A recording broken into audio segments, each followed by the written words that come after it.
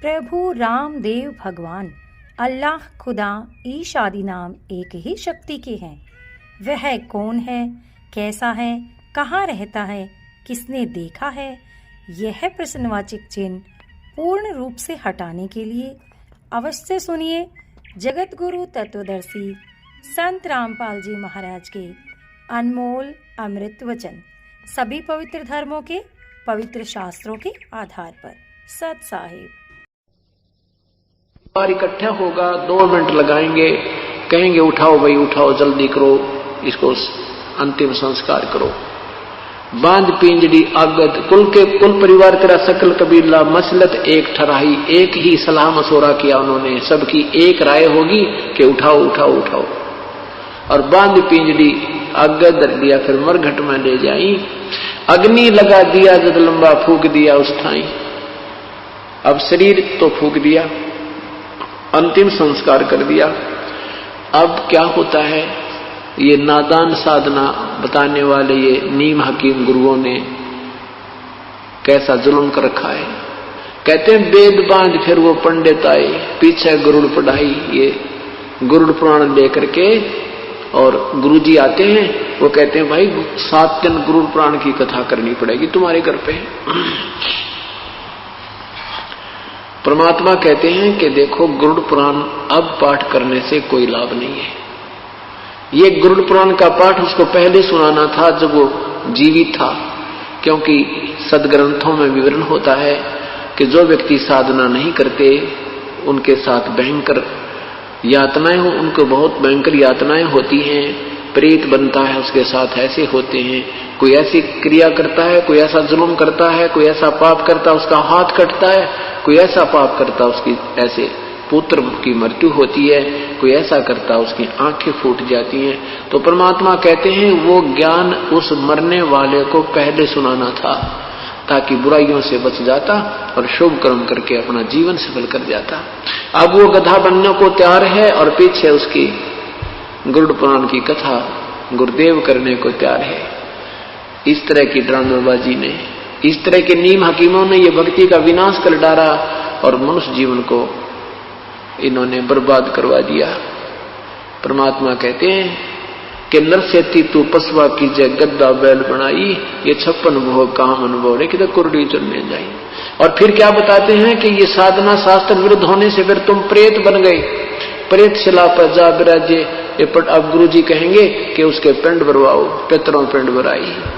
तेरा गजब हुई, पहले तो पितर बनवाए, भूत बनवाए, शास्त्र विरुद्ध साधना करवा के, और फिर उनके वो पिंड भरवाए, फिर वह उनके श्राद्ध निकाले, वो माल खाए गुरुजियों ने। गुरुजी तो खीर खावे, अन्यों का पितर छिक गए। वाह भाई वाह, मैं रोटी खाऊंगा आपका पेट कैसे भरेगा, अच्छे बेवकूफ बना डाला। देखो ये साधनाएं बिल्कुल शास्त्र विरुद्ध हैं और ये मनमुखी लोगों के मनमाने आचरण हैं जो पवित्र गीता जी के विरुद्ध होने से व्यर्थ हैं। तो क्या बताते हैं कि प्रेत शिला पर जा विराजे पितरों पिंड भराई, और बहर श्राद्ध खान कुआए काल काग होए कलमाही। फिर कौवे बन गए। क्या कहते हैं श्राद्ध, अब श्राद्धों के दिन चल रहे हैं, कति उन नादानों के पूरे जो ना मौज माचरी है बहका रखा जिन्होंने, एक दिन में 3 जगह भोजन खा आते हैं पंडित वो गुरुजी। तो क्या बताते हैं कि जब पहले तो भूत बनाया, पितर बना, फिर कहते हैं पिंड भरवा दिए तो वो मुक्त हो गया। फिर श्राद्ध निकालते हैं, कहते हैं तुम्हारा पिता जो ना कौवा बना हुआ है, कौवे को भोग लग गया तो समझ लो तुम्हारा श्राद्ध सफल है। कौवे ने तेरा पिताजी ना कौवा बन के आगे भोग लगाएंगे और तुम्हारा श्राद्ध सफल हो गया। अरे तेरा गजब हुई। कहते हैं बहर श्राद्ध फिर खान कुआई, वो काग हुए कलमाई। फिर वो वही आत्मा नु कहे भी वो काग बन गया, कौवा बन गया, और ये वो श्राद्ध खा गया, बेड़ा पार हो गया। कौवा रोजाना खाना खाता है, चल कौवा मान लेते तुम्हारा पिताजी कौवा बन गया हमारा। अब वो कौवा रोजाना आहार करता है, एक दिन के पेट खाना खाने से कौवे का 364 दिन पेट नहीं भर जाता। अपने जो पूर्वज थे, जो दिन की हम श्राद्ध निकाल रहे हैं, वो दिन में 2-2 बार आहार अवश्य करते थे, और अब एक दिन के आहार में वो 364 दिन नहीं छिक सकते। ये भी हमारे साथ उन्होंने सरेआम जो है ना धोखा कर रखा है। तो अब ये भगत समाज सियाना होगा, तत्व ज्ञान से परिचित होगा, तो इन नादान संतों से पीछा छूटेगा और ये जीवन बहुत आसानी से सफल हो जाएगा। इसमें कोई साधना कठिन नहीं है, सीधा सा एक मंत्र जाप करना है या मजदूरी करनी है या नाम की कमाई करनी है। इस कमाई के धन से हम परमात्मा के लोक में जा सकते हैं और कोई विकल्प नहीं है। अन्य जो साधनाएं हठयोग करना, ये सिद्धि से दिया जाना, ये तो यही की प्रभुता है, इससे जीव कल्याण नहीं है, आत्म कल्याण नहीं है, मोक्ष मार्ग नहीं है। अब क्या बताते हैं आदरणीय पूज्य कबीर परमेश्वर कहते हैं कि जीवित बाप के लट्ठम लट्ठा मुए गंग पुचैया। जीवित पिताजी की तो सत्कार नहीं करते और मरने के बाद उसको गंगा में उसकी अस्थियों को प्रवाह करके आना है, उसका कल्याण हो जाएगा। परमात्मा कहते नहीं, जीवित बाप के लट्ठम लट्ठा मुवे गंग पुचैया। और जब आवे आसज का महीना वो कौवा बाप बनैया। अरे बोड़ी सी दुनिया सतगुरु बिन कैसे सरिया। यानी पूर्ण संत के बिना, तत्व ज्ञान के बिना कैसे बात बनेगी। इन नादानों ने कैसा मूर्ख बना रखा है। पहले तो अंतिम संस्कार के समय कहते हैं इसकी अस्थियों को गंगा में डाल कर आओ, फिर कहते हैं श्राद्ध निकालो, कौवा बन गया। वो गति वहां भी गति की थी, फिर पिंड भरा दिए, वो भी गति होगी, और फिर कहेंगे वो कौवा बन गया, श्राद्ध निकालो। परमात्मा कहते हैं भूत जुनी जा छूटे हैं ये पिंड दान करते। गरीबदास जिंदा कहे भाई नहीं मिले भगवंते। इन क्रियाओं के करने से जो पिंडदान तुम करते, इससे उसकी भूत जुनी तो छूट जाएगी। फिर वो गधा बन गया, बता के गति करवाई पिंडदान करवा के तुमने। वो तो अब जीवित गति हुए। अब गति करनी हमने अपने आप करवा के जानी है। अपना यहीं पर भक्ति साधना कर लो, यही आपके श्राद्ध निकलन लग रहे। 7 दिन श्राद्ध होंगे यहाँ पे। जो आत्मा यहाँ आगी उसका कल्याण हो जाएगा और तत्व ज्ञान होगा, मोक्ष मार्ग प्राप्त होगा। यहाँ उसकी भक्ति साधना मिलेगी, उसको कमाई बनेगी। कई प्रकार से कमाई होती है साधना से, जैसे संत के दर्शन से भी पुण्य होते हैं। सत्संग की तरफ चलते हैं, एक कदम का भी बहुत पुण्य है। यहाँ करिए अमर कथा सुनते हैं, इसका भी पुण्य होता है। फिर यहाँ सेवा करते हैं, कोई दान करते हैं। ये सब पुण्य हमने संग्रह करके और यहाँ से सतलोक जाने की तैयारी करनी है। यही हमारा मूल उद्देश्य है सत्संग में आने का। फिर क्या बताते हैं, स्वरत जय सतगुरु की संगत करते तेरे सकल कर्म कट जाई। यदि तुम पूर्ण संत की शरण में आ जाते, ना श्राद्ध निकालने थे, ना अस्थि उठानी थी, ना अस्थि उठाने की आवश्यकता पड़ती, ना उसको गंगा पहुंचाने की आवश्यकता पड़ती, न ही श्राद्ध निकालने की आवश्यकता थी, ना फिर पिंड बनवाना, ना वो भूत बने, ना पितर बनना था, ना पशु बनने। जय सतगुरु सदगुरु पुण्यात्मा, अभी तुम बालक हो, बुद्धि विवेक से जब विचार करोगे इस पृथ्वी पर आपको कोई संत नजर नहीं आएगा। अभी तक कोई सदगुरु नहीं था, या तो परमात्मा स्वयं आए थे, या फिर उन महापुरुषों को जिनको साक्षात्कार परमेश्वर ने अपना कराया था, उनको छोड़ करके अभी कोई सदगुरु नहीं थे, यानी सत्ज्ञान कराने वाले नहीं थे। अब इस तत्व ज्ञान से आप तुलना करोगे उन महापुरुषों के विचारों की, तो अपने आप पता लग जाएगा वो संत नहीं है। तो यहां क्या कहते हैं, जय सतगुरु की संगत करते तेरे सकल कर्म कट जाई। सकल कर्म, ना भूत बनना था, ना पिंड भरवाने थे, ना गधा बनना था, ना कुत्ता बनना, ना 84 में जाना था। अमरपुरी पर आसन होते जहां धूप न छाई। अमरपुरी सतलोक में आसन, यानी वहां तेरा स्थाई स्थान मिल जाता, जहां पर कोई कष्ट नहीं है, ना धूप ना छाई, यानी कोई दुख नहीं है। सुरत नृत मन पवन पियाना, शब्द शब्द समाई। गरीबदास गलतान महल में मिले कबीर गुसाई। मुझे तो गरीब कबीर परमात्मा मिल गए और ये तत्व ज्ञान मुझे दे दिया। मैं तो मस्त हो गया गलतान महल में।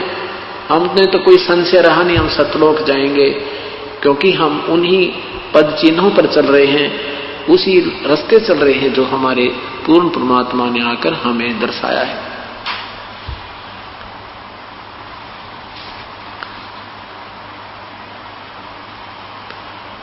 अब हमने ये देखना है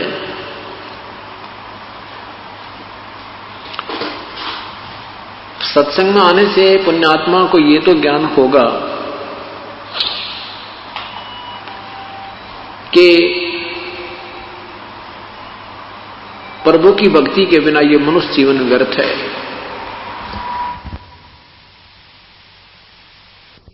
फिर पाछे पछतावेगा भाई, आजा बंदे शरण राम की,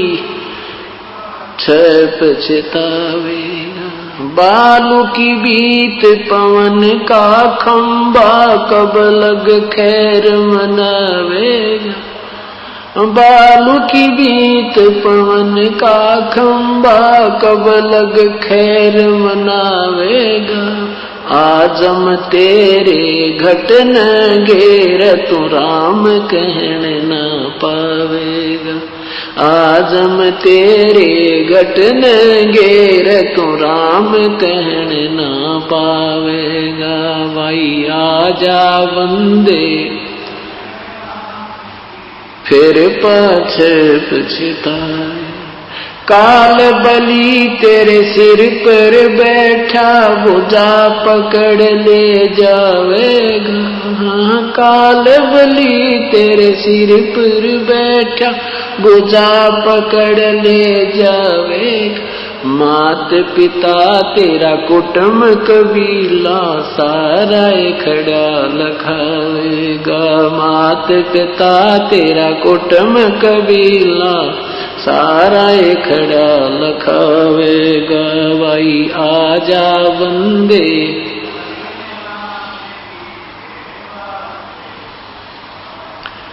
धर्म राय तेरा लेखा लेगा, वहां क्या बात बनावेगा।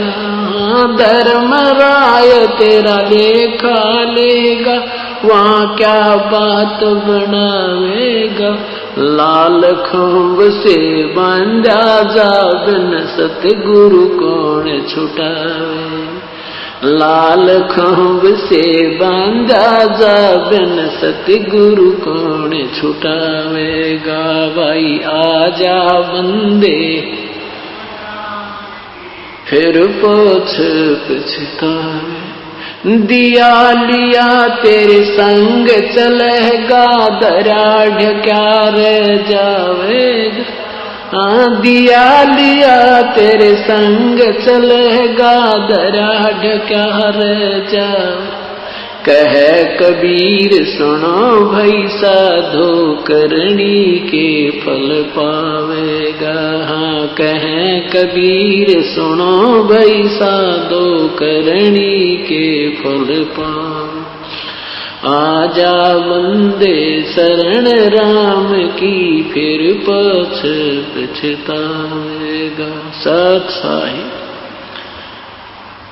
आजा बंदे शरण राम की, फिर पीछे पछतावेगा। अब सबसे पहले हमने राम समझना है। राम किसे कहते हैं, परमात्मा की परिभाषा क्या है। जैसे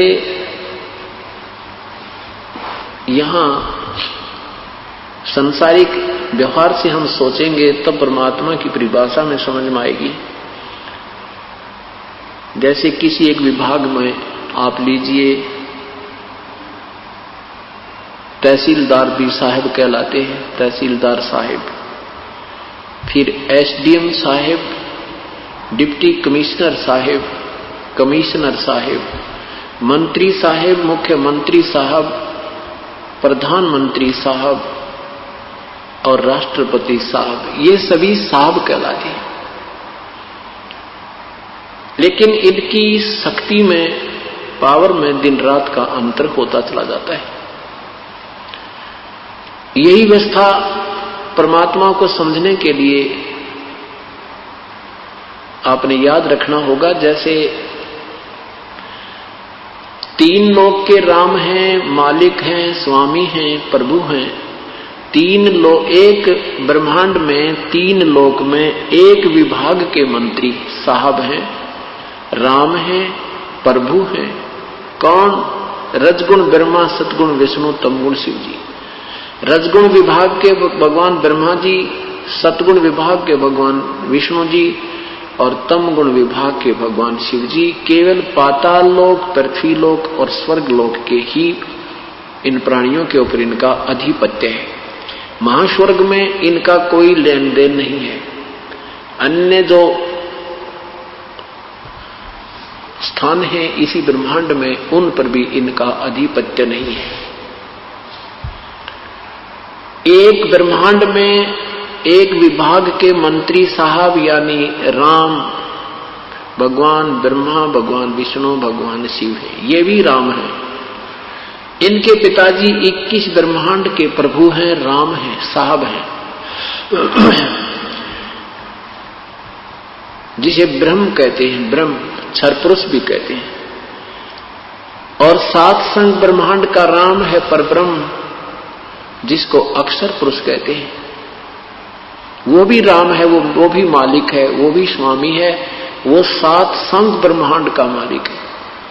और इस परब्रह्म से ऊपर एक पूर्ण ब्रह्म, परम अक्षर ब्रह्म, सतपुरुष, अकाल मूर्त, शब्द स्वरूपी राम,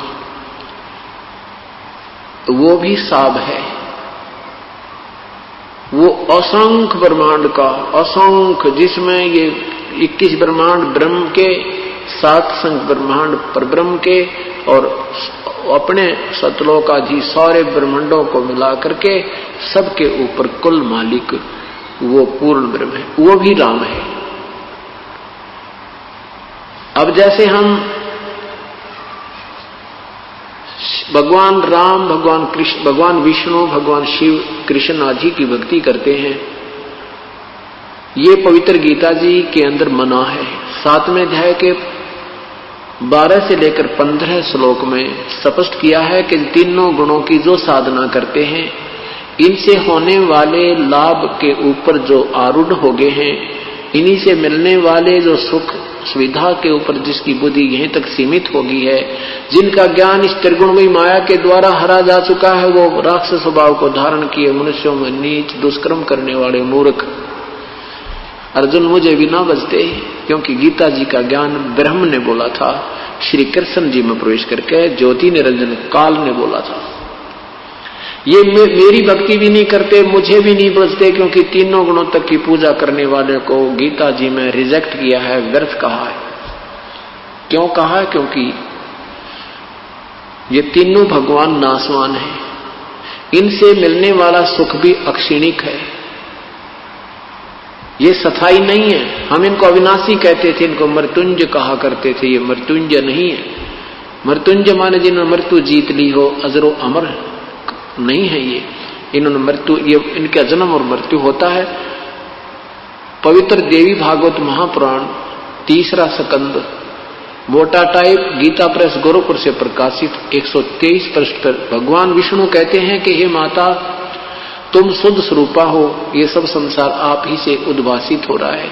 मैं ब्रह्मा और विष्णु, हम तो नाशवान है, हमारा जन्म और मृत्यु होता है, आविर्भाव और तिरोभाव होता है, हम अविनाशी नहीं है, तुम ही अविनाशी हो। इससे सिद्ध हुआ कि ब्रह्मा विष्णु महेश ये नाशवान हैं, इनकी पूजा करके हमें पूर्ण लाभ मोक्ष प्राप्त नहीं होता, अर्थात ये भी साधना व्यर्थ हुई। गीता जी बोलने वाला ब्रह्म कहता है कि मेरी साधना भी 4 प्रकार के व्यक्ति करते हैं।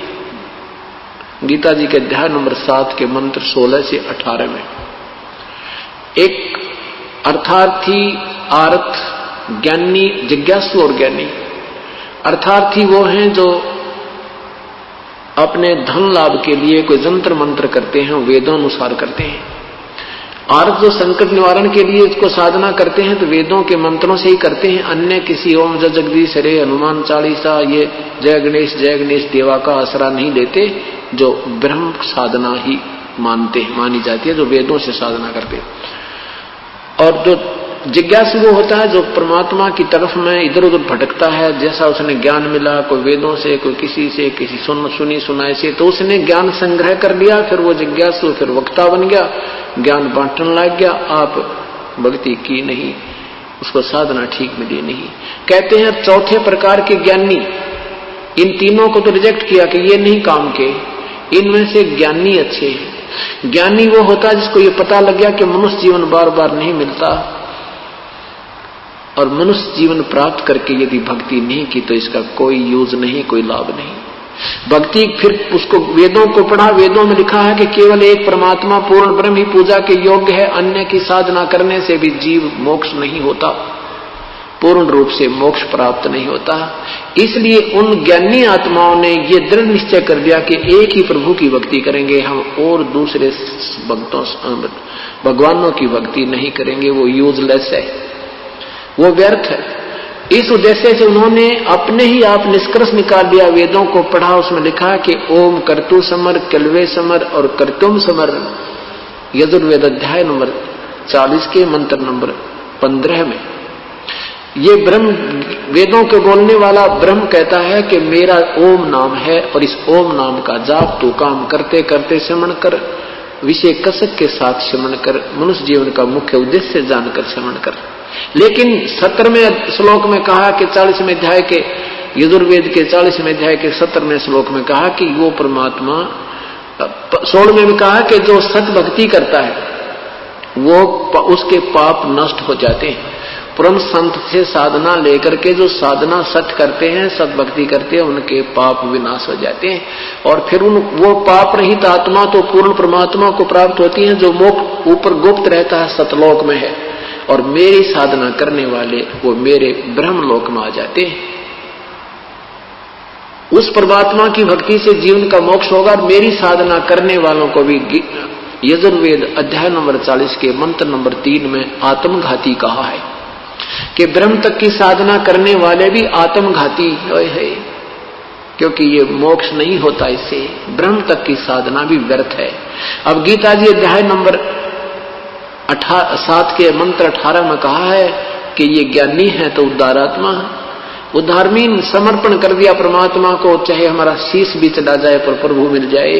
रात और दिन खाना पीना त्याग दिया, वैराग ले लिया, घर त्याग के जंगल में बैठ के ओम नाम का जाप करते रहे, लेकिन ओम नाम के यानी वेदों में वर्णित विधि से प्रभु प्राप्ति नहीं है, या उनकी समझ में आई ना। गीता जी अध्याय नंबर 4 के मंत्र नंबर 34 में कहा कि उस परम तत्व को, परमात्म तत्व को जानने के लिए किसी तत्वदर्शी संतों की तलाश कर, खोज कर, वो जैसा मार्गदर्शन करें वैसे कीजिए। और अपनी साधना के विषय में गीता बोलने वाला प्रभु कहता है 8वें अध्याय के 13वें श्लोक में कि ओम इति एकाक्षरम ब्रह्म व्यवहारं माम अनुसमन ये प्रियाति तजन देहम सयाति परमाम गतिम। मेरा तो केवल एक ओम नाम है, और जो ये एक ओम अक्षर नाम है, इसको मुझ ब्रह्म का एक अंतिम सांस तक जो इसकी साधना करता है वो मेरे वाली परम गति को प्राप्त होता है। 8वें अध्याय के 7वें, 6ठे और 5वें और 7वें श्लोक में कहा है कि जो मेरी साधना करेगा वो मुझे प्राप्त होता है, और युद्ध भी कर और मेरी साधना भी कर। 8वें अध्याय के 5वें श्लोक में कहा कि ये नियम है, ये विधान है प्रभु का कि अंत समय में जो जिसके अंदर आस्था रखता हुआ, भजन करता हुआ, सिमरण करता हुआ प्राण त्यागता है उसी को प्राप्त होता है। 8वें अध्याय के 8, 9, 10 में कहा कि जो उस परमात्मा की भक्ति करता है, उस परम देव परमेश्वर की भक्ति करता है, करता हुआ प्राण त्याग जाता है तो उसी को प्राप्त होता है। उसके लिए किसी तत्वदर्शी संत की तलाश करो। मैं नहीं जानता उसकी भक्ति विधि को। कौन? गीता बोलने वाला प्रभु कह रहा है।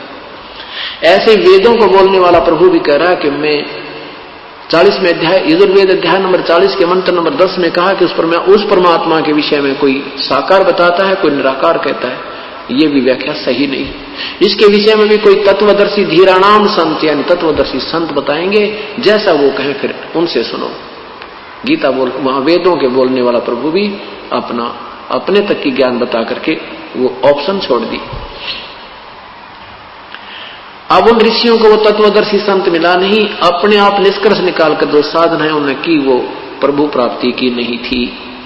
गीता जी के अध्याय नंबर 11 के मंत्र नंबर 47-48 में लिखा है कि अर्जुन ये मेरा रूप, ये वास्तविक रूप है। ये मैं तुझे दिखा रहा हूं जो मेरा विराट रूप है, ये है मैं काल हूं।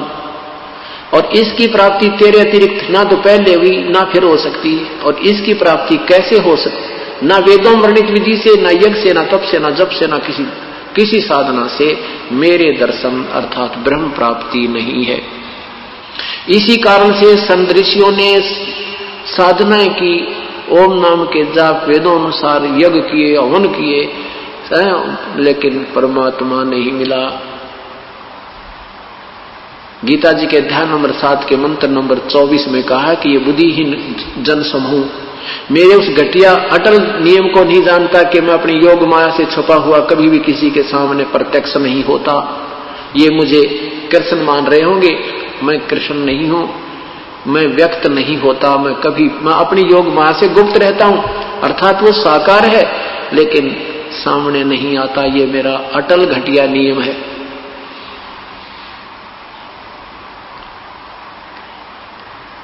अब इन ऋषि ज्ञानी आत्माओं ने वेदों को पढ़कर ओम नाम को सेलेक्ट किया और ओम नाम को मान लिया ये पूर्ण परमात्मा की प्राप्ति का है।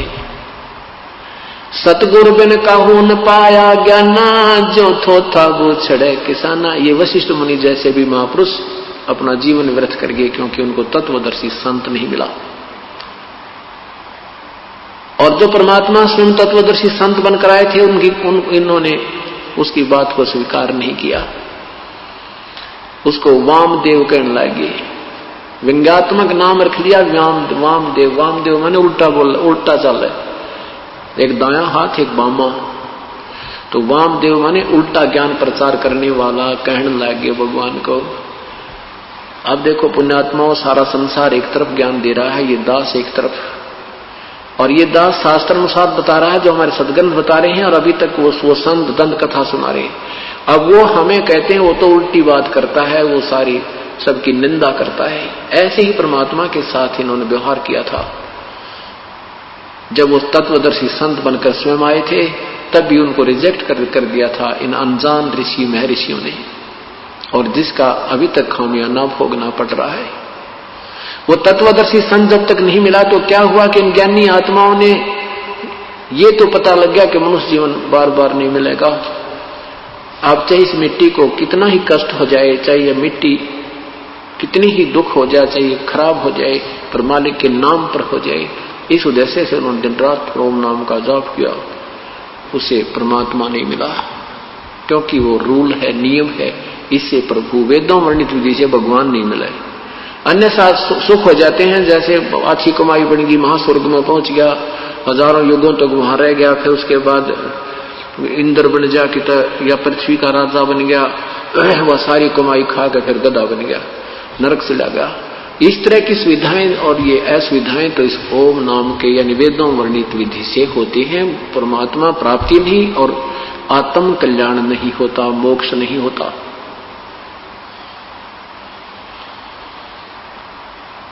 इसलिए गीता जी अध्याय नंबर 18 में 7वें अध्याय नंबर 7 के मंत्र 18 में कहा कि ये ज्ञानी आत्मा है तो उद्धार में ना अपना समर्पण कर दे, जान भी दे दे भगवान के लिए, उल्टी ना हटे। ये है तो इतनी नेक, परंतु ये नादान उस तत्वदर्शी संत ना मिलने से मेरे वाली घटिया साधना में ही लीन रही, आश्रित रही, अनुतमाम। ये मेरे वाली अनुतमाम गति में आश्रित रही। ओए होए, कितना प्यारा ज्ञान दिया पवित्र गीता जी में। और फिर 7वें अध्याय के 19वें श्लोक में लिखा है कि बहु नाम जन्माना मनते ज्ञानमान माम प्रवृत्ते। बहुत कोई जन्म अंत के जन्म में कोई ज्ञानी आत्मा ब्रह्म साधना करता है, मेरी साधना करता नहीं तो नीचे की साधना करते हैं, कोई देवी की, कोई देवता की, कोई यक्ष की, कोई भूतों की, या छोटी जैसे जय गणेश जय गणेश जय गणेश देवा, इस तरह की आरतियां करते हैं। को बहुत ही पुण्यात्मा अच्छे संस्कार हो जिसके कोई जन्म कौन से जन्म में एकाध आत्मा मेरी भक्ति करता है, नहीं तो अन्य उपासना में लगा रहता है। और वासुदेव सर्वमिति स महात्मा सुदुर्लभ, ये बताने वाला कि ना ब्रह्म पूजा के योग्य है, ना पर ब्रह्म पूजा के योग है, ना ये ब्रह्मा विष्णु महेश से पूर्ण मोक्ष है, ये और पूर्ण ब्रह्म ही पूजा के योग है, उसकी ये साधना है। ऐसा साधु तो, ऐसा संत तो बहुत मुश्किल है, शो दुर्लभ है, बड़ी मुश्किल से मिलने वाला, बहुत कठिनता से मिलेगा तुझे वो संत जो ये सारा ज्ञान बतावे कि ये भी पूजा के योग नहीं, वासुदेव ही पूजा के सर्वस्व है। अब वासुदेव की परिभाषा और समझनी होगी। हम भगवान श्री कृष्ण को वासुदेव कहा करते, ये वासुदेव नहीं है। वासुदेव का अर्थ है सर्वशक्तिमान, सर्वव्यापक, सर्व का पालन करता, पूर्ण प्रभु, सर्वव्यापक, सबके ऊपर अधिपति। अब भगवान श्री कृष्ण जी के पूज्य पिताजी का नाम वासुदेव था, श्री कृष्ण का नाम वासुदेव नहीं था। वासुदेव जी का नाम पंडितों ने, ब्राह्मणों ने, गुरुओं ने वेदों में पूर्ण परमात्मा की महिमा वासुदेव नाम से कही गई है। उन वेदों में अच्छे नामों को, शब्दों को निकालकर अपने पुत्रों का, यजमानों के पुत्रों का नाम रखा करते। वासुदेव का अर्थ है सर्वशक्तिमान, सर्व का पालन करने वाला, पूर्ण प्रभु। तो ये कहते हैं वासुदेव सर्वमिति स महात्मा सो दुर्लभ है, ये बताने वाला कि नहीं, वो वासुदेव पूर्ण परमात्मा ही सब भक्ति करने, पूजा के योग्य है और नहीं है, ये कहने वाला संत तो बड़ी मुश्किल से मिलेगा, वो तो तुझे बहुत ही सौभाग्य से प्राप्त होगा, बहुत मुश्किल से मिलता है। अब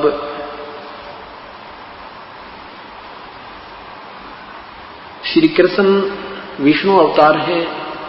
श्री विष्णु जी सतगुण विभाग के एक मंत्री, एक ब्रह्मांड में 3 लोक के अंदर हैं।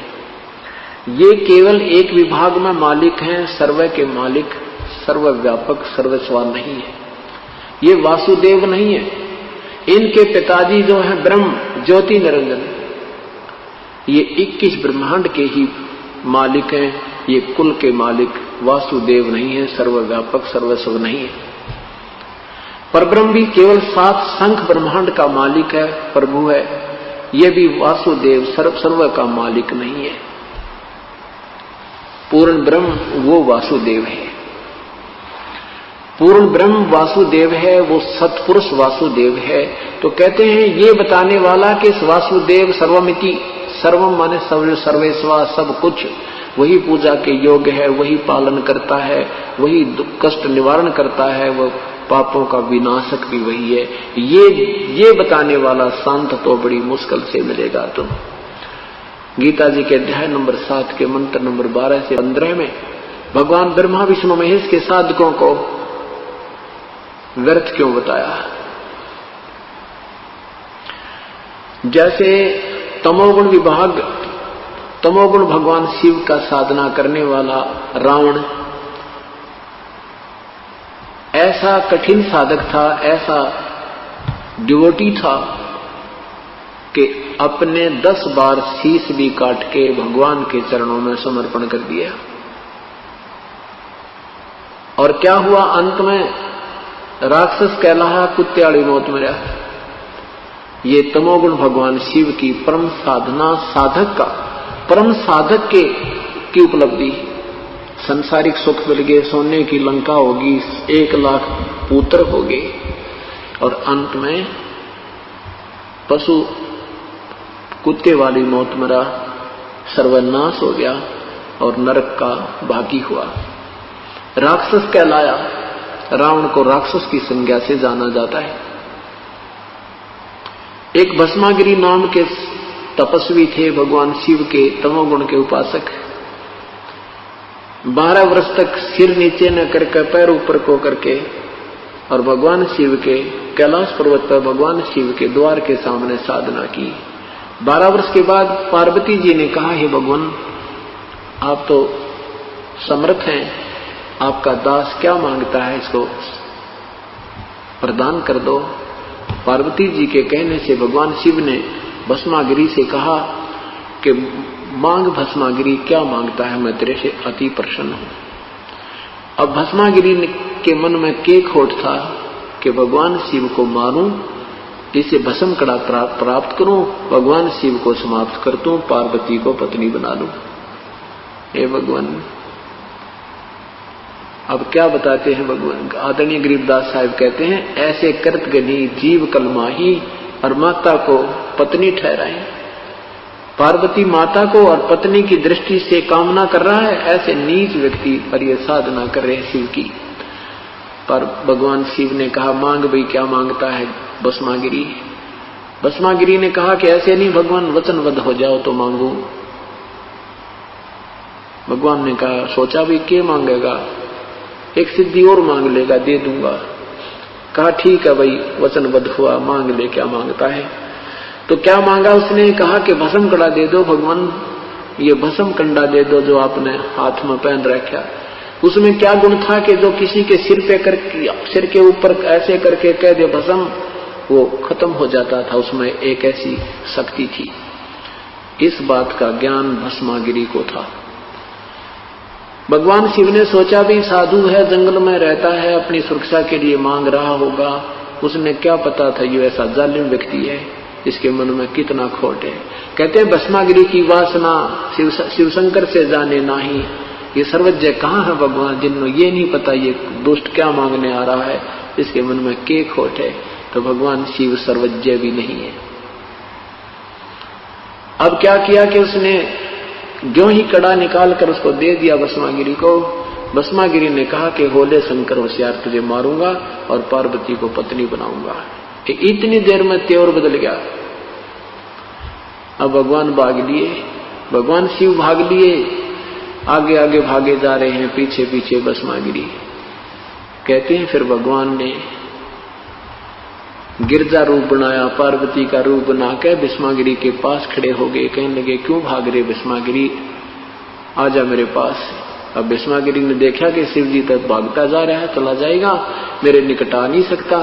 जिसकी मुझे कामना थी वो मुझे मिल गई। अब पार्वती रूप में प्रभु ने कहा कि भाई आप मुझे डांस करके दिखाओ। भस्मागिरी ने कहा कि मैं डांस तो नहीं आता, मैं तो साधु आदमी, साधना करता था। तो पार्वती कहती मैं सिखाती हूँ। तो पार्वती रूप में प्रभु ने कहा मैं तुझे डांस करना सिखाती हूँ, ऐसे मैं जो गतिविधि करूं ऐसे करना। अब ऐसे एक पैर ऐसे कर, हाथ ऐसे कर, हाथ ऐसे कर, और कर और कर। जो ही वो हाथ में भस्म कंडा लिया हुआ हाथ उसके सिर पे आ गया भस्मागिरी के। पार्वती के रूप में भगवान ने कहा कि भस्मागिरी भस्म हो गया। उस कड़े को लेकर के विष्णु रूप धारण करके प्रभु शंकर भगवान के पास पहुंचे, जो भागे जा रहे थे, भस्मागिरी के भय से भागे जा रहे थे भगवान शिव। तो कहा कि भाई रुक जा भोलेनाथ, रुक जा भोलेनाथ। भगवान शंकर कहते हैं आजा विष्णु, भाग ले भाग ले। क्या हो गया कि उस निकम्मे ने मेरे से भस्म कंडा मांग लिया और मेरे से गलती होगी, वो मुझे मारने पर तुला है, आपको भी भस्म कर देगा, भाग लो। तब भगवान ने कहा कि मैंने उसको भस्म कर दिया है, तू चिंता मत कर। देख कड़ा में ले आया। कड़े को देखकर भी विश्वास नहीं हुआ, कहने लगा तू लाया कैसे उसने? तो उसने बताया कि मैंने उसको ऐसे ऐसे पार्वती रूप बना करके और ये कड़ा में छीन लाया हूं, उसको भस्म कर दिया है। जब उसकी राख देख ली ना भगवान शिव का, जब दिल धड़कन पे बंद हुआ। और इनको हम समर्थ मानकर पूजा करते थे, ठीक है, ये भी नहीं कह सकते ये बिल्कुल रिजेक्टेड है, नहीं, जितनी इनकी शक्ति है उतनी विद्यमान है। हम इनको एक मंत्री की शक्ति होते हैं, हम मंत्री को प्रधानमंत्री कहा करते थे। ये हमारी नालायकी नादानी थी, क्योंकि ये नीम हकीम हमारे गुरुओं की कमी थी। जैसे रावण को उनके गुरुदेव ने शिव को मृत्युंजय, सर्वेश्वर, महेश्वर, वेदों में इसी का वर्णन है, ऐसे गुणगान कर दिए। अब उस भोली आत्मा को क्या पता था कि ये गुरु जी नहीं है, तो नीम हकीम है। यदि उस रावण वाली आत्मा को ये ज्ञान मिल जाता, विमान में बैठकर जाता। ये संतों की त्रुटि की कमी, तत्वदर्शी संत न मिलने से अभी तक ये भक्ति मार्ग विचलित है और ये भोली आत्मा श्रद्धालु लोग भटक रहे हैं। ये तो भगवान शिव की रजो तमोगुण साधना के उपासकों की हालत बताई। राक्षस स्वभाव को धारण किए, मनुष्यों में नीच। रावण भी अपनी मां को उठा ले गया, सीता को, और भस्मागिरी ने अपनी मां पर नीत डुबो दी, यानी त्रिलोक जननी पर। तो इससे मनुष्यों में नीच दुष्कर्म करने वाले भक्ति मार्ग के शास्त्र विरुद्ध साधना साधकों को दुष्कृतिन बोला है, बुरे कर्म करने वाले। और मूर्ख यानी सतभक्ति ना करके इस आरूढ़ रहते हैं और कहे तो मानना लड़न तैयार हो जा। जिन्होंने कह दिया तुम्हारी साधना ठीक नहीं है तो उस पर विचार नहीं करते, क्यों निंदा करते हो तुम, लड़ने को तैयार हो जाते हैं। फिर क्या बताते हैं कि ब्रह्मा की साधना रजोगुण की साधना की थी हिरण्यकशिपु ने। सुबह मरू ना श्याम मरू, दिन मरू ना रात मरू, 12 मास में ना मरू, आकाश पृथ्वी पर ना मरू, इस तरह की सिद्धि मांग ली। ये वरदान ले लिया ब्रह्मा जी से, तथास्तु। अब ये सिद्धि प्राप्त करके अपनी साधना से हल्दी की गांठ से पंसारी बन बैठा और फिर अन्याय शुरू कर दिया, राक्षस कहलाया, अपने ही पुत्र का दुश्मन बन गया। प्रहलाद को भी अग्नि में जलाना चाहा, लाल खंबे से बांधकर उसको फूंकना चाहा। उसी समय प्रभु नरसिंह रूप धारण करके प्रकट हुआ, हिरण्याकुश की आंत निकाली। कुत्ते वाली मौत मेरा राक्षस कहलाया, रजोगुण ब्रह्मा का उपासक। अब सतगुण विष्णु जी की साधना विश्वामित्र ने की थी। अपने साथी वशिष्ठ मुनि के 100 पुत्रों की हत्या कर दी एक ही पॉइंट पे। वशिष्ठ जी उसको कहा करते कि आओ राजऋषि, क्योंकि वो महिमा का भूखा था, विनम्रता विश्वामित्र में नहीं थी। और विश्वामित्र इस बात से दुख मानता था, तो मुझे राजऋषि क्यों कहता, मुझे ब्रह्म ऋषि कहा कर। इसी द्वेष से वशिष्ठ मुनि के 100 पुत्रों को काट दिया उस विष्णु के उपासक ने। एक और सामूहिक उदाहरण दिया है कि एक बार हरिद्वार हर की पैड़ियों पर, हरिद्वार में हर की पैड़ियों पर कुंभ का पर्व हुआ। उसमें स्नान करने के लिए, परभी में नहाने के लिए तीनों गुणों के उपासक, ये गिरी, पुरी, नागा, वैष्णव, ये सारे साधु पहुंच गए। अब स्नान करने का जब समय आया तो वो अपने अपने पूरे समूह के साथ प्रस्थान करते हैं। सबसे पहले नागा हर की पैड़ियों पर जाकर खड़े हो गए। अन्य को कहा कि तुम हमारे बाद में स्नान कीजिएगा, हम सर्वश्रेष्ठ हैं, हम त्यागी और बैरागी हैं, हम निवस्त्र रहते हैं, हम नि इच्छा हैं, हम सर्वश्रेष्ठ हैं, हम प्रथम स्नान करेंगे। वैष्णव साधुओं ने इस बात का दुख माना कि तुम पशु की तरह नंगे फिरते हो, समय पर नहाना नहीं, लाख रुपए राख शरीर पर लगा रखी है, पशु की तरह रहते हो तुम, काहे के शरण फिर तुम काहे के श्रेष्ठ हो, बाहर मरो, हम नहाएंगे पहले। अब वो नहाना तो भूल गए, लट्ठम लट्ठा हो गए। वो स्नान तो करना भूल गए, आपस में लट्ठम तलवार निकाल ली, तीर निकाले, जो भी जिसका फंस गया नीट मारी, ऐसी बुरी तरह पशुओं की तरह को किसी को मुंह से काट रहा है। वो तो क्या कहते हैं 25,000 व्यक्ति जिनको हम संत कहा करते थे अनजानपने में, वो 25,000 व्यक्ति आपस में लड़का मर गए, गंगा का पानी लाल कर दिया। तो ये तीनों गुणों के उपासक राक्षस स्वभाव को धारण किए हुए मनुष्यों में नीच एवं कितने उदाहरण दें इनके। ये तत्व ज्ञान के अभाव से ये हानि प्राणी को उठानी पड़ रही है।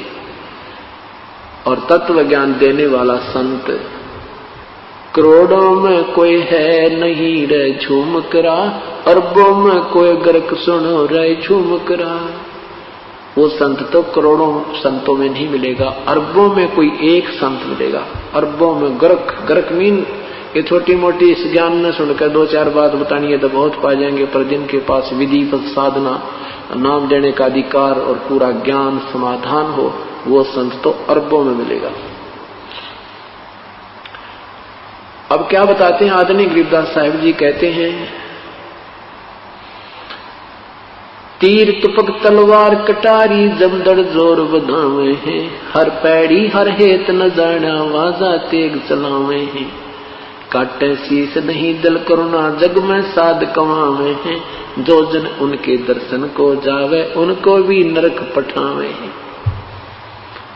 ऐसे इन साध जिनको तुम संत कहते हो, कहते हैं ये संत नहीं, इनके कोई दर्शन भी कर ले, इनका उपदेशी भी हो जावे। अब दर्शन करने उपदेशी ही जाएगा, और वैसे कोई जाएगा तो उसको वो अपना उपदेशी बना लेंगे, फिर नाम दान करेंगे, उसको कोई अपने पीठू बना लेंगे। कहते हैं उनके कोई दर्शन भी से व्यक्तियों के दर्शन करने भी चला जाओ उनको भी नरक ले जाते हैं। और तुम इनको साधु कहते हो, तुम इनको संत कहते हो।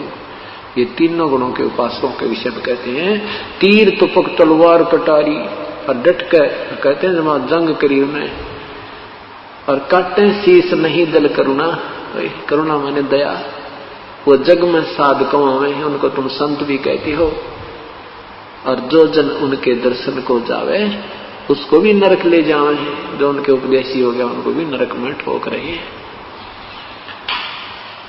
इन बातों को मद्देनजर रखते हुए हमने ये विचार करना है कि कौन प्रभु है और किस परमात्मा की साधना से लाभ होगा। अब तीनों गुणों के उपासकों को तो गीता जी के 7वें अध्याय के 12 से 15 में रिजेक्ट कर दिया। अब कहते हैं मेरी भक्ति भी ना करते ये, और अपने विषय में 7वें अध्याय के 18वें श्लोक में अपने आप को भी भगवान ने कह दिया कि मेरी साधना भी अनुतमाम, यानी कति घटिया ते घटिया, बिल्कुल व्यर्थ। क्यों? क्योंकि ये भी नाशवान है, भगवान ब्रह्म भी नाशवान है। इसकी ब्रह्मलोक 8वें अध्याय के 16वें श्लोक में गीता जी में लिखा है कि ब्रह्मलोक से लेकर ये सारे लोक नाशवान है, पुनर्वृत्ति में है, ये स्थायी नहीं है।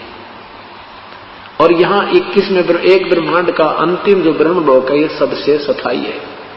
इसी में नकली सतलोक, अलखलोक, अगमलोक, अनामी लोक की स्थापना इस काल ने अपनी माया से गुप्त करवा रखी है इन जीवों को भ्रमित करने के लिए। और ये ब्रह्मलोक तक भी विनाश हो जाते हैं, ये भी स्थायी नहीं है। 4थे अध्याय के 5वें श्लोक में स्वयं गीता बोलने वाला प्रभु कहता है कि अर्जुन तेरे और मेरे बहुत जन्म हो लिए, अर्थात मैं और तू भी अविनाशी नहीं है। कैसे? 7 ब्रह्मा की मृत्यु होने के बाद एक विष्णु की मृत्यु होती है।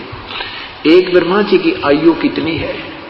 पुण्यात्माओं ये आंकड़े याद हो जाएंगे थोड़े से दिन में आपके, और ये ज्ञान होना बहुत जरूरी होता है, क्योंकि ज्ञान एक बाउंड्री बनती है, एक हमारा गाइडलाइन बनता है। हम विचलित नहीं हो सकते, चाहे कोई फिर कितना विद्वान आकर बात करे, आप 2 मिनट में फेल कर देगा। हमारा बच्चा भी उसको रिजेक्ट कर देगा, जिसने 3-4 वर्ष सत्संग सुनते और हो गए और नाम ले रखा है।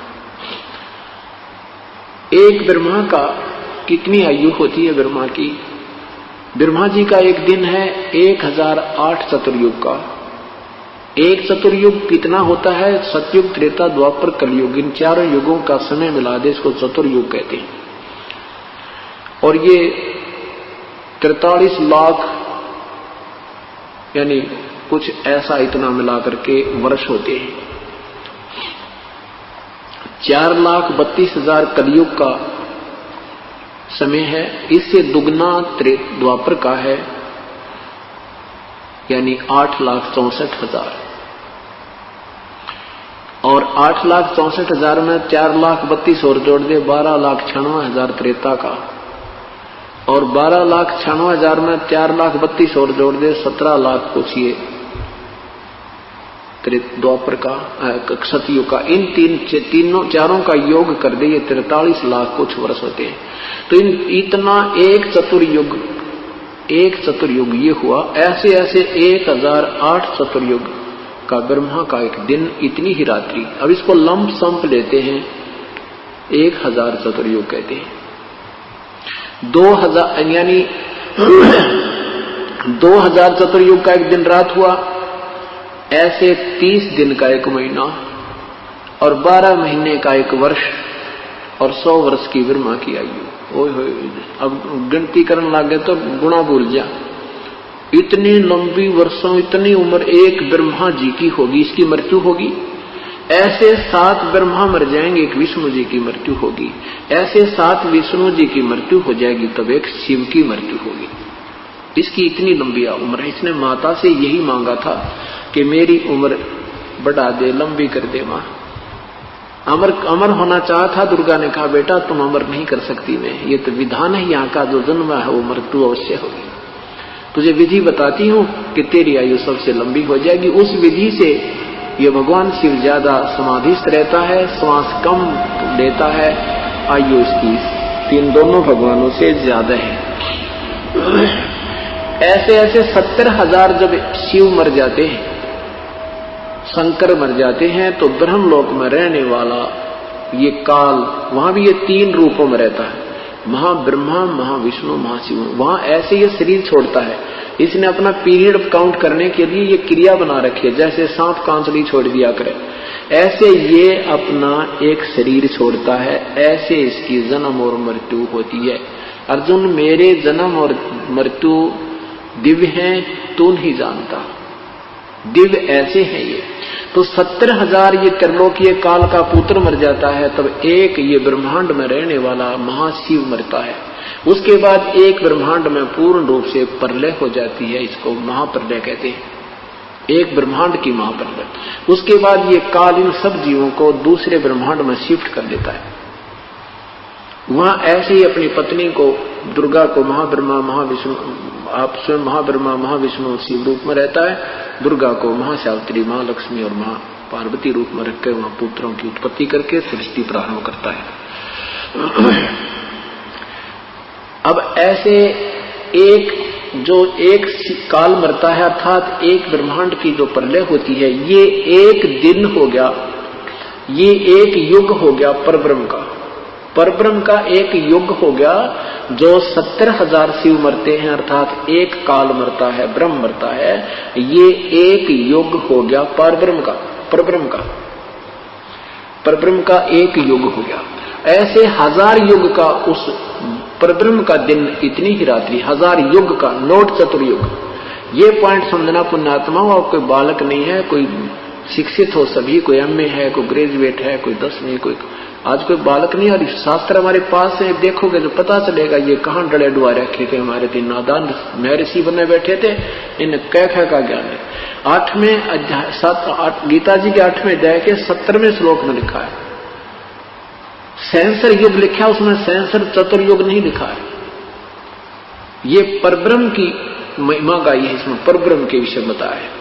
दूसरा अव्यक्त, गीता जी के 8वें अध्याय के 7वें अध्याय के 24वें श्लोक में तो अपने विषय बताया कि मैं अव्यक्त हूं, और 8वें अध्याय के 20 में लिखा है कि वो अव्यक्त, ये सब संसार का नष्ट होने पर उस अव्यक्त में ये सब प्राणी समा जाते हैं, और उस अव्यक्त से भी दूसरा जो अव्यक्त प्रभाव है वो कभी नष्ट नहीं होता, वो तीसरा अव्यक्त, यानी 3 परमात्मा है। ब्रह्म ये प्रथम अव्यक्त। अव्यक्त का अर्थ होता जो अपनी योग माया से छुपे रहते हैं, सामने नहीं आते, वो होते आकार में ही, वो प्रत्यक्ष दृश्य नहीं देते, और वो होते आकार में। वो हमारी रेंज से, हमारी दूरदृष्टि की और हमारी दृष्टि की पहुंच से बाहर होते हैं, इसलिए हम उनको अव्यक्त कहा जाता है। तो ये ब्रह्म जो है उसमें लिखा कि ऐसा एक बार जो ब्रह्म मरता है तो एक युग होता है परब्रह्म का। ऐसे ऐसे 1000 युग का दिन, इतनी ही रात्रि, और फिर 30 दिन का महीना, 12 महीने का एक वर्ष, और 100 वर्ष की आयु है परब्रह्म की। परब्रह्म की 100 वर्ष की आयु है। तो फिर इस परब्रह्म का भी विनाश होता है। लेकिन ये तो कमाल हो गया, देखिए 70,000 शिव मरे, और जब एक बार ये ब्रह्म मरे और फिर उसका एक युग हुआ परब्रह्म का, और ऐसे ऐसे 1000 बार जब यो काल मर लेगा, की मृत्यु हो जाती है, ब्रह्म की मृत्यु होती है क्षर पुरुष की, तो तब ये 21 ब्रह्मांड का विनाश हो जाता है। तो ये बिल्कुल पूरा प्रलय हो जाता है। इसमें ब्रह्मांड तो रहते हैं, प्राणी नहीं रहते। तो ये सब जीव जो हैं, काल भी, प्रकृति भी, और ये सब प्राणी भी उस दूसरे अव्यक्त यानी परब्रह्म के लोक में रख दिए जाते हैं। और ऐसे 100 वर्ष की आयु जो प्रब्रह्म की पूर्ण हो जाती है, उसके बाद उस प्रब्रह्म का विनाश भी ऐसे निर्धारित समय पर प्रभु की कृपा से अचिंत के माध्यम से होता है। उसके बाद फिर इन सभी के ब्रह्मांडों में फिर दोबारा नए सिरे से उत्पत्ति प्रारंभ होती है। अब क्या बताना चाह रहे थे दास कि ब्रह्म एती उम्र बुलंद मरेगा अंतरे 1000 चतुर्युग का दिन, 1000 चतुर्युग की रात्रि ब्रह्मा की, और फिर भी मृत्यु रुद्र, और इससे 7 गुना विष्णु, उससे 7 गुना शिव जी की, और फिर भी शिव की मृत्यु। कहते एती उम्र बुलंद मरेगा अंतरे। क्यों? क्योंकि सतगुरु लगे न कान न भेंटे वो संतरे। इसलिए तुम्हारी मृत्यु हो रही है क्योंकि तुमको परम संत नहीं मिले, वो तत्वदर्शी संत नहीं मिले। इतनी भी साधना करके तुम इतनी उपलब्धि भी कर जाओगे, इतनी लंबी उम्र भी हो जाएगी, तो भी मरेगा अंतरे। क्यों मरोगे? क्योंकि तुमने वो तत्वदर्शी संत नहीं मिले।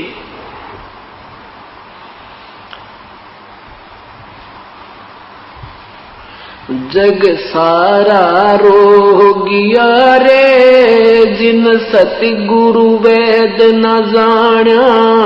जग सारा रोगिया रे, जग सारा रोगिया रे जिन सतगुरु वेद न जाण्या। जग जन्म मरण का रोग लगा है या तृष्णा बडरी खांसी। जन्म मरण का रोग लगा है तृष्णा बडरी खांसी। आवागमन की डोर गले में पड़ी काल की फांसी। जग सारा रोगिया रे जिन सतगुरु वेद न जाण्या।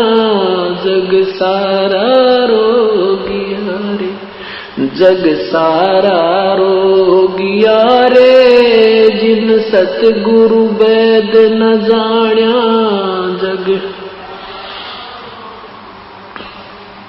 भाई देखा देखी गुरु से बन गए किया न तव बेचारा। देखा देखी गुरु से बन गए किया न तव बेचारा। गुरु से दोनों के सिर पर यूं काल ठोके पंजरा। जग सारा रोगिया रे जिन सतगुरु वेद न जाण्या। जग सारा रोगिया रे, जग सारा रोगिया रे जिन जग सारा रोगिया। सच्चा सतगुरु कोई न पूज इन झूठों जगपतियासी। सच्चा सतगुरु कोई न पूज झूठों जगपतियासी। अंधे की बागही अंधे न मार्ग कौन बतासी। जग सारा रोगिया रे जिन सतगुरु वेद न जाना। जग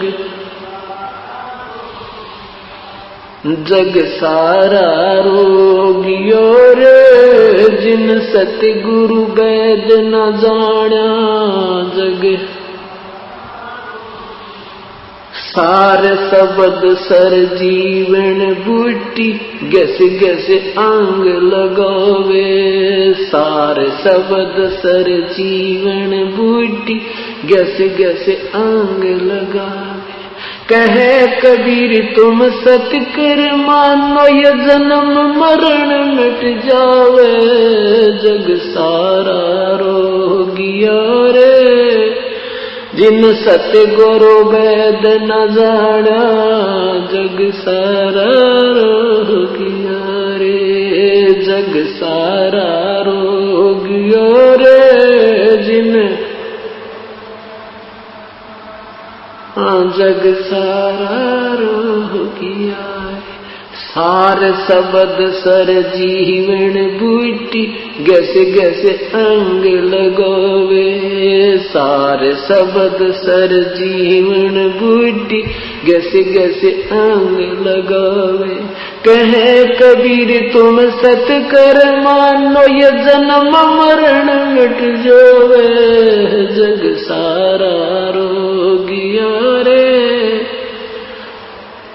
वैद न जाना जग सारा रोगिया रे जग सारा रोगिया रे जिन सतगुरु सारा रोगिया रे सब साहेब। मनुष्य जीवन अनमोल है, इसे ऐसे ही व्यर्थ न गवाएं। जगत गुरु तत्वदर्शी संत रामपाल जी महाराज से नाम दीक्षा लें और अपना कल्याण कराएं।